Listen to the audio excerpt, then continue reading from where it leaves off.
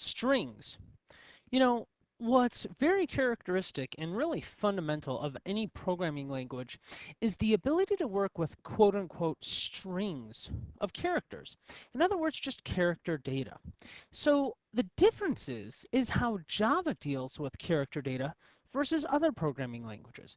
C Sharp, VB.NET, VBScript, JScript, JavaScript, all of the the hot topic kind of programming languages allow you to deal with string data or character data. Even XML has a special way of dealing with C data or character data.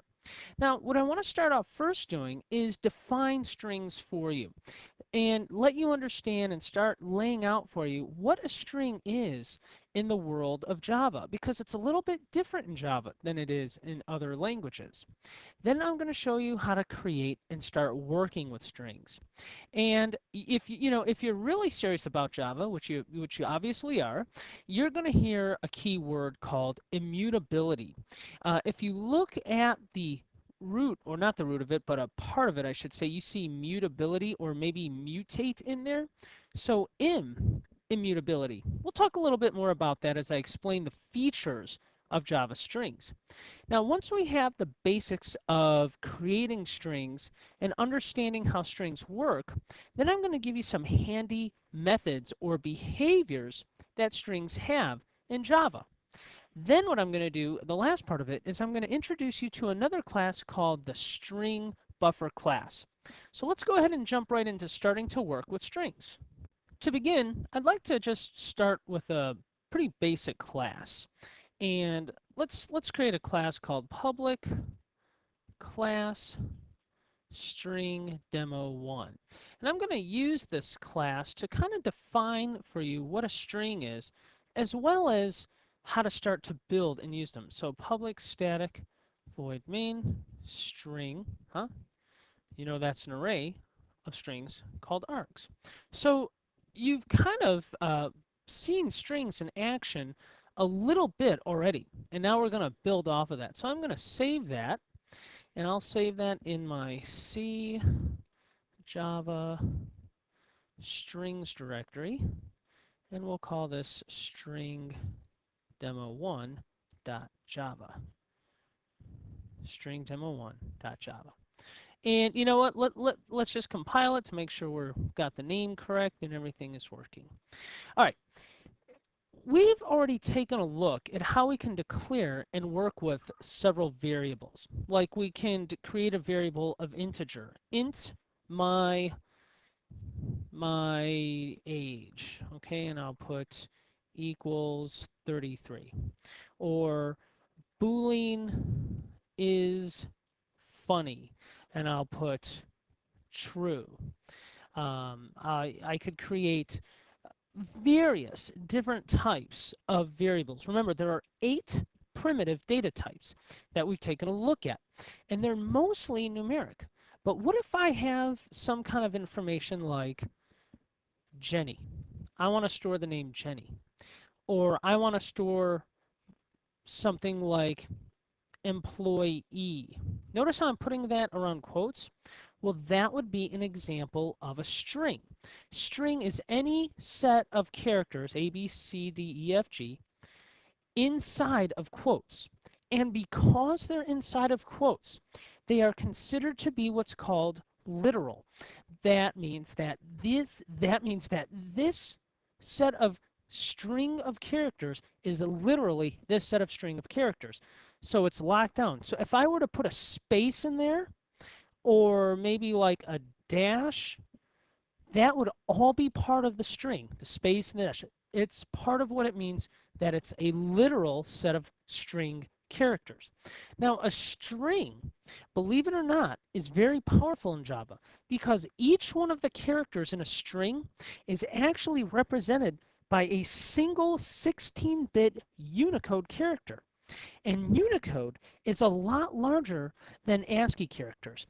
Unicode characters are 16 bits as opposed to the 7 or 8-bit ASCII characters. And as such, Unicode characters give us the ability to have international characters like Chinese characters or Hebrew letters or things like that. So Java strings are extremely powerful in that they're Unicode characters as opposed to ASCII characters.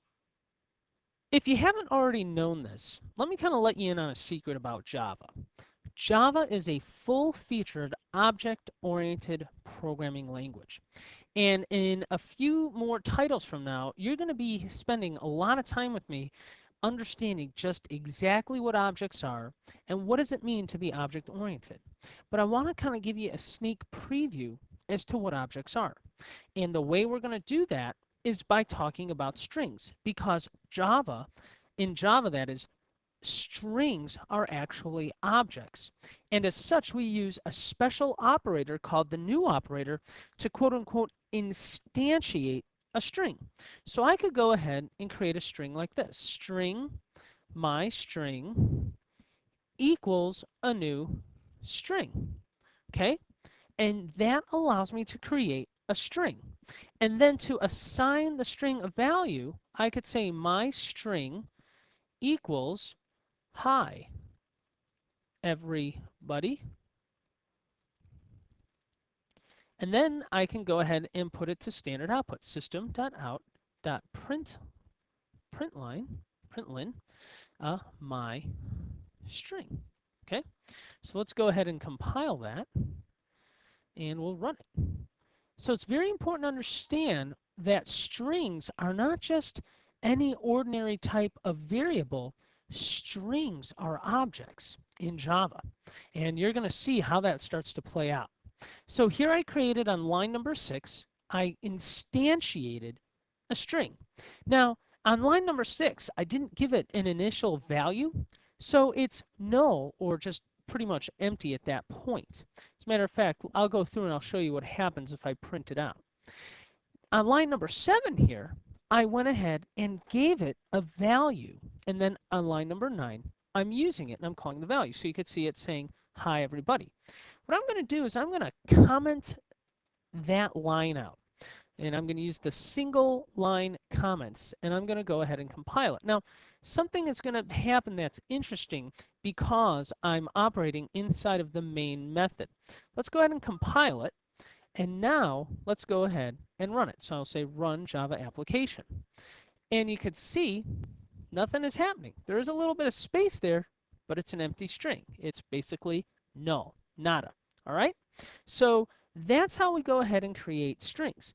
Now, there's another way I can create a string as well. There's about 3 different ways. That's method number 1.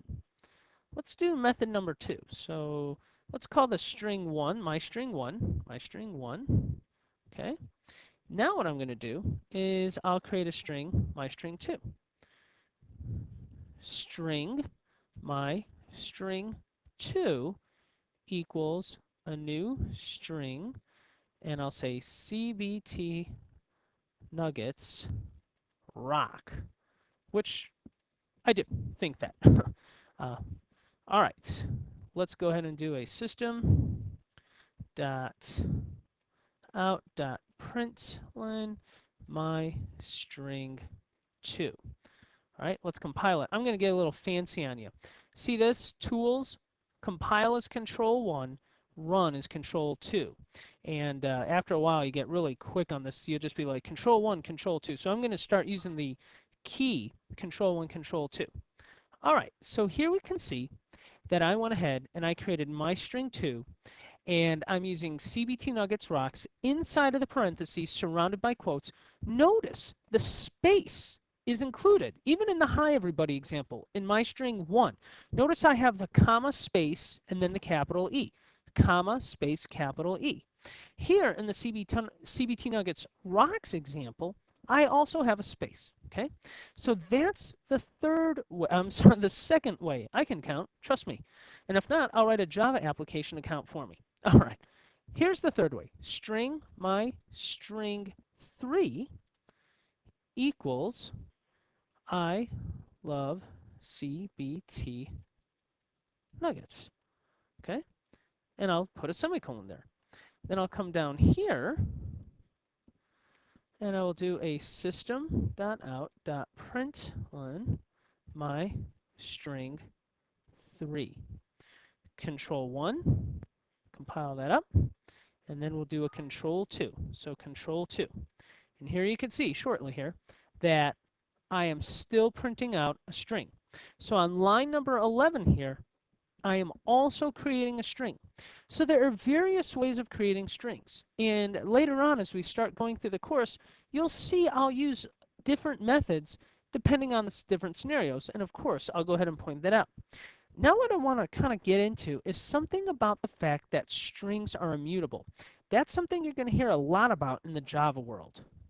In the Java world, strings are immutable.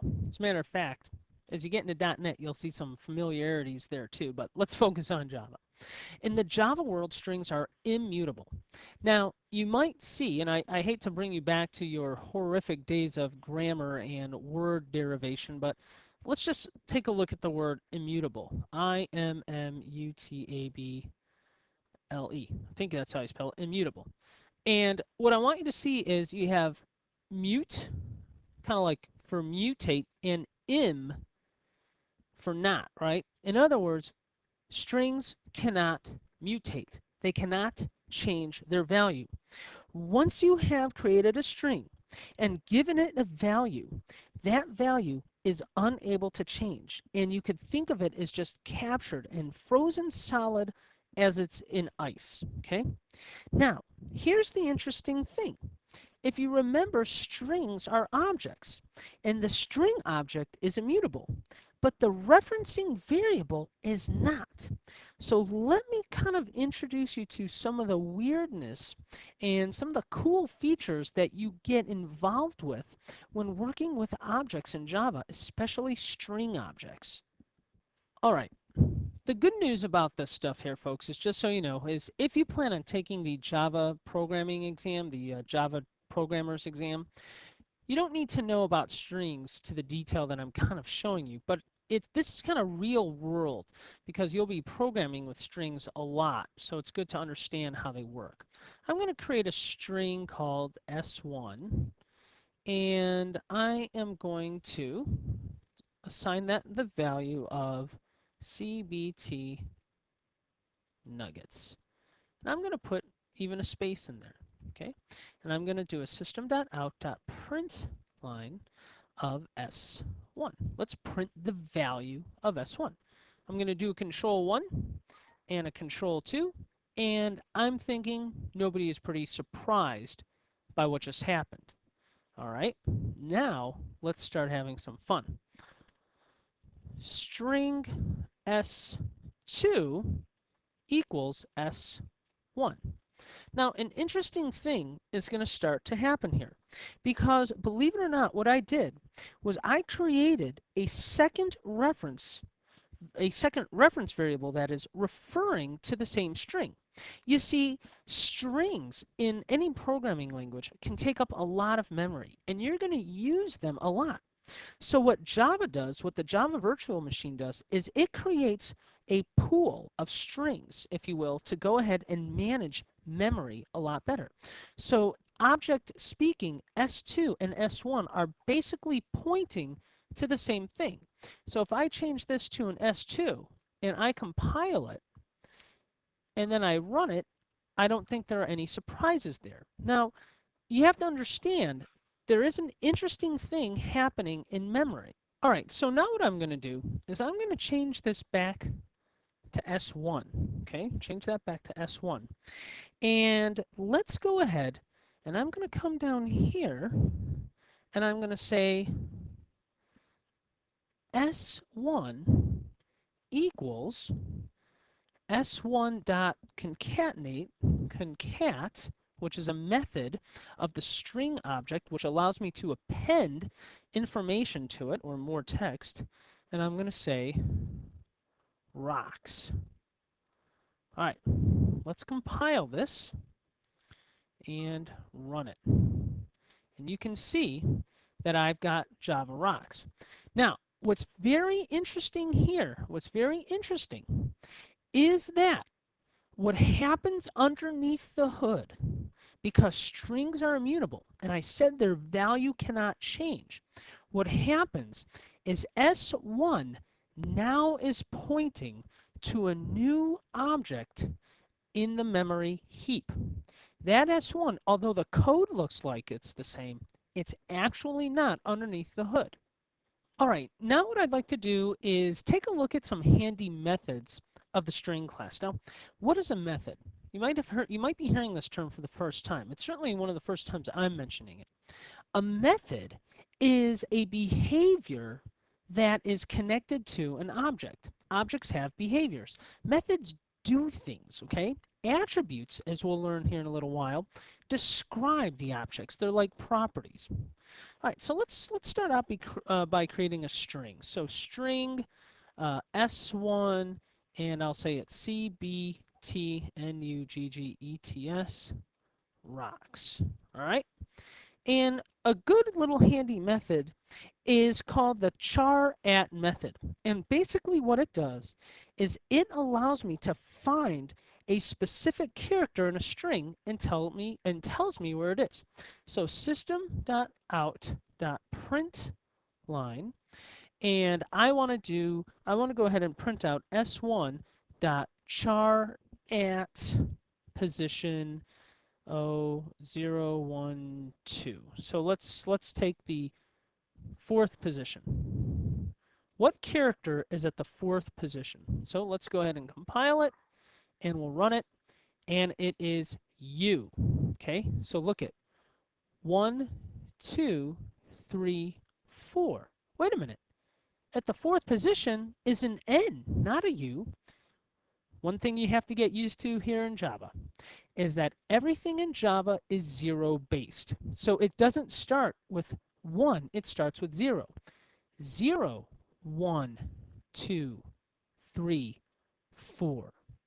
So the character at position 4 in string S1 is U. A very frequent thing that you'll want to do in Java is compare the values of two strings to see if they're the same. So let me take a string S1 and let's call that fun, F-U-N-N, or all right, so I can't spell fun. String S2, and that equals fun in all caps. And what I want to do is I want to know if the string argument is the same as the other string, basically regardless of the case, okay? I want to know if they're equal, ignoring the case. And if they're equal, print true. If they're not, print false.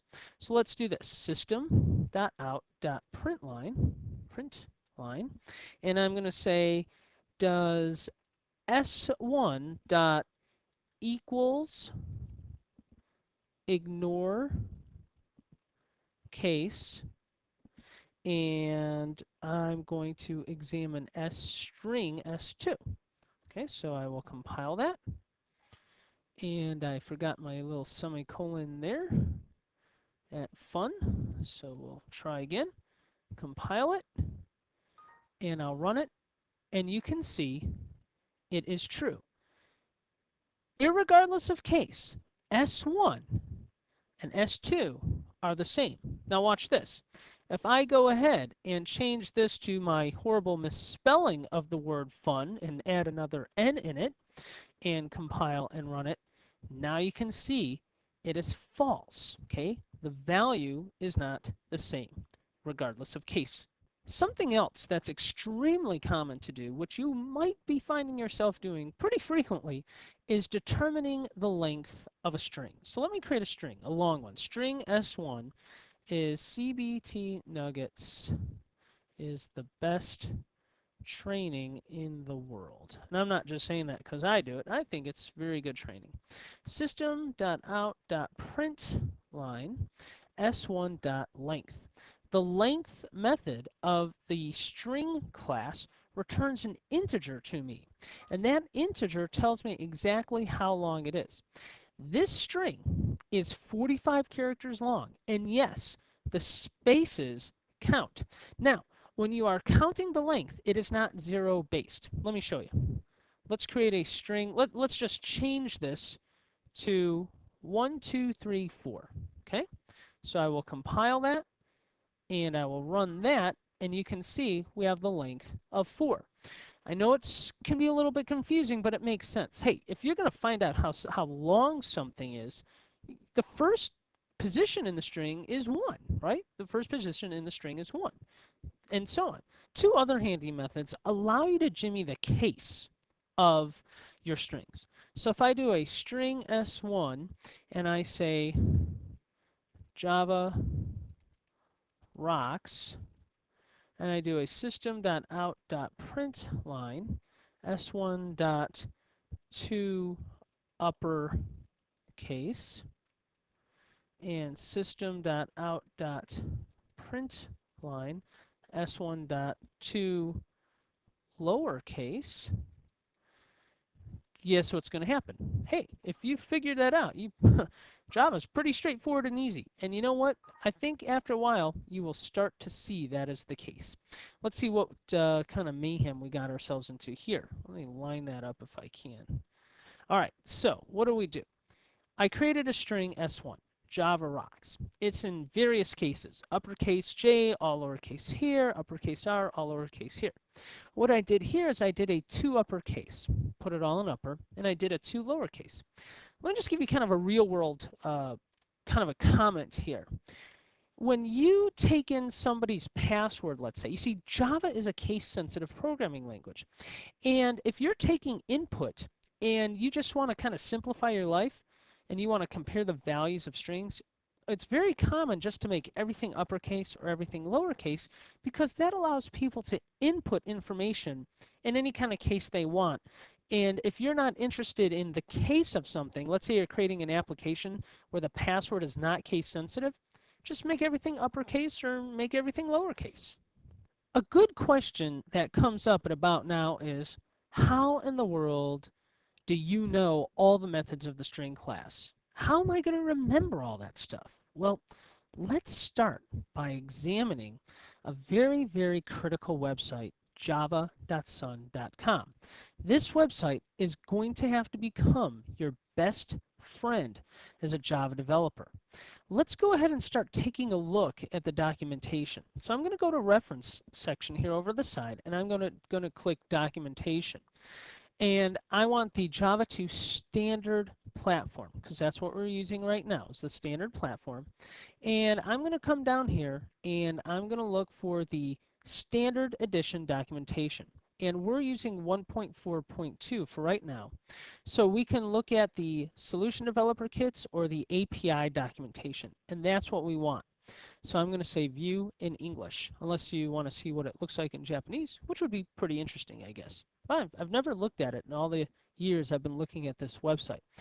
This website is gargantuan. It's huge. It's everything and anything you need to know about Java. Let's use the string class that we've been working with to go ahead and kind of familiarize yourself with this website. Now, Java has thousands and thousands and thousands of classes. We're going to be going over them. As a matter of fact, this is the first real class that we're talking about, and the array class, which we talked a little bit about earlier. Now, imagine you had a file system like your hard drive, C:, right? And you had thousands and thousands and thousands of files. Would you put them all at C:, barring the fact that there's a limitation of how many files you could have at root? The reality is you would not put all of your files at the root of a particular drive letter. What you would do is you would organize your files into folders. And Sun Microsystems takes the same concept here. And what they do is they organize their classes into what are called packages. And the most critical, most fundamental package to Java is java.lang. The java.lang package contains the fundamental core functionality of Java. As a matter of fact, the Java compiler automatically makes a reference to java.lang package without you having to manually do that. You can see that we've talked about primitive data types like Boolean, byte, character, double, float, integer, long. Well, those all reference classes in the java.lang package. Let's kind of scroll down here and take a look for our string class. I'm going to click string, and here we could see some information about strings. We can see that it is java.lang, the class is called string, and it's public final class string. Final here means you can't inherit from it. Inheritance in classes, what's that? We'll talk about that here shortly. Let's scroll down. Okay, you can read a little bit about the strings and a lot of good information here. And here you can see constructors. Constructors are special methods that have the same name as the class that you use to instantiate an instance of that class. You saw me use the string method here, okay? Or the string constructor rather.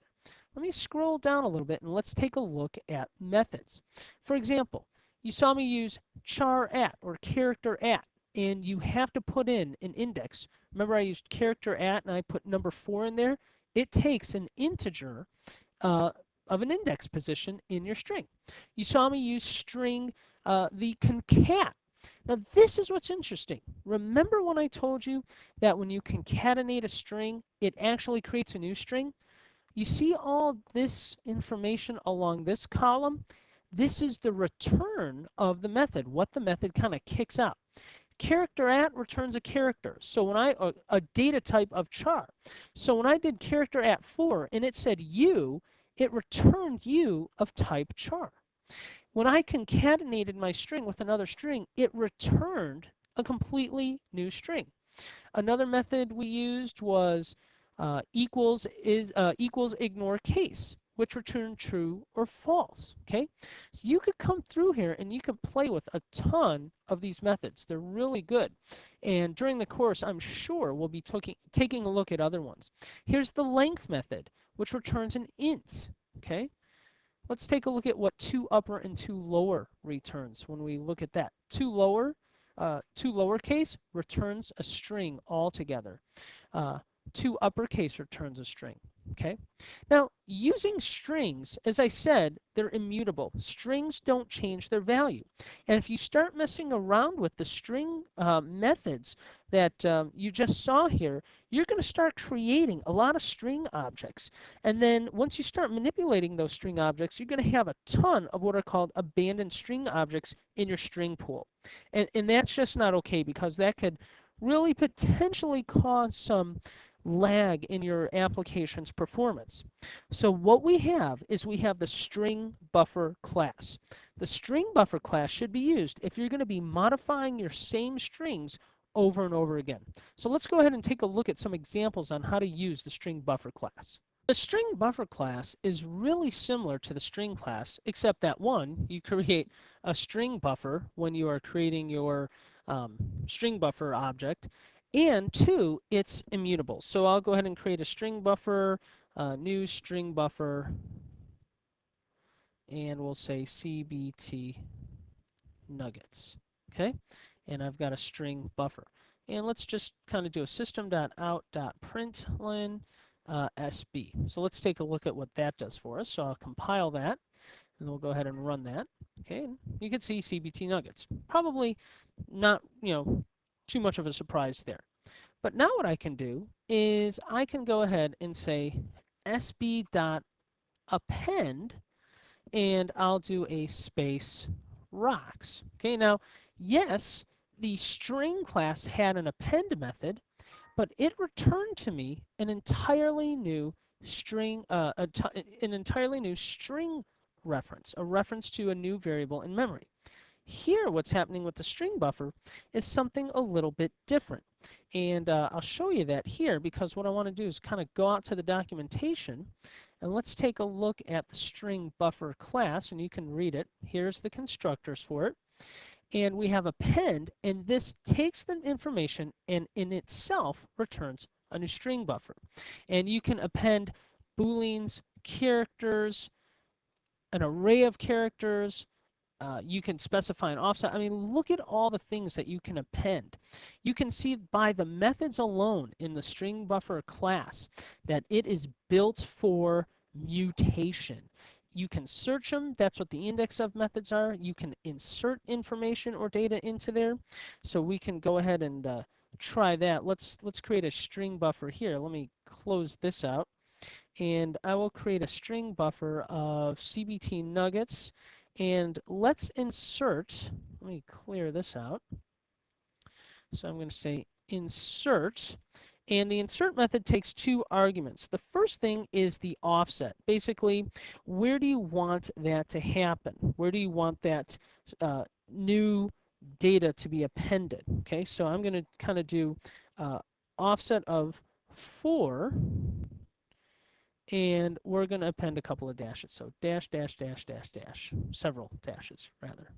Oops, and let me go ahead and compile that, and we will run it, and you can see that I've inserted some dashes. So I put 4 in there. So 1, 2, 3, 4. Then I inserted all those dashes. Okay? That's what the insert method does. There's several other key methods that you can use, like reverse. So sb dot reverse, reverse, compile that, and we'll go ahead and run it. It's pretty cool. Look at that. I mean, can you imagine writing a program to go through and reverse characters in a string? That would just be kind of a nightmare if you ask me. I'd rather call the good old reverse method. In strings, we took a look at strings of character data, and we took a look at how Java works with strings. We gave you a nice definition of what a string is. Basically, each character in a string is a 16-bit Unicode character. Unicode character, which means it can store a lot of information about that character. And it can do funky characters like Japanese and Chinese and Hebrew and all cool stuff. Showed you how to create strings. There were 3 ways of creating the strings. Nice little shortcut that you can use. And we talked about that strings are immutable. Means the value can't change. And when you think it's changing, it's actually pointing to a new reference in memory. Went over some really cool methods to use with strings, like what character lives at position 4, or go ahead and concatenate using the concat method. And then I gave you an alternative to working with strings, the string buffer class. If you're going to be making a lot of changes to your string characters, you should go ahead and be using the string buffer class instead of the string class. I hope you found this informative, and I'd like to thank you for viewing.